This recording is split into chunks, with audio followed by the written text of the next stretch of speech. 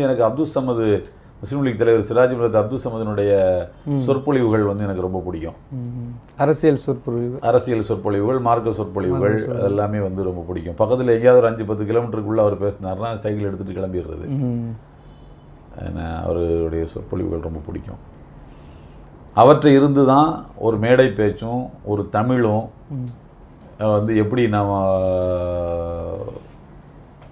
மக்களுக்கு சொல்கிறதுக்கு பயன்படும் அப்படின்றத அவருடைய சொற்பொழிவுகள் இருந்து தான் நான் எடுத்துக்கிட்டேன். ஆனால் எனக்கு பெரிய ஊக்கமாக இருந்தது டிஜே மசரத்து தான். அவருடைய இதுக்கு அப்புறமாக ஒரு புத்தகம் போட்டோம். அந்த புத்தகத்தை நானே தான் தொகுத்து வச்சு போய் எல்லாம் பண்ணது. எல்லாத்தையும் கட்டுரை வாங்கி போனேன். அதில் கூட நான் எழுதியிருப்பேன். என்னுடைய கட்டுரை இடம்பெற முடியாத அளவுக்கு கட்டுரைகள் நிறைய வந்துருச்சு. அப்போ வந்து என்னுடைய நண்பர்கள் எல்லாருமே சொன்னாங்க, உங்கள் கட்டுரை வராமல் அந்த புத்தகம் வந்து நிறைவடையாது, ஏதோ ஒன்று நீங்கள் எழுதிருங்க அப்படின்னு சொல்லிட்டு. அதனால் சில கட்டுரைகளை எடுத்துகிட்டு தான் என்னுடைய கட்டுரையை சேர்க்குற மாதிரி இருந்தது. அதில் கூட என்னை வளர்த்த இன்னொரு அன்னை அப்படின்னு சொல்லியிருப்பேன். அந்த கட்டுரையினுடைய தலைப்பை அப்படி தான் கொடுத்துருப்பேன்.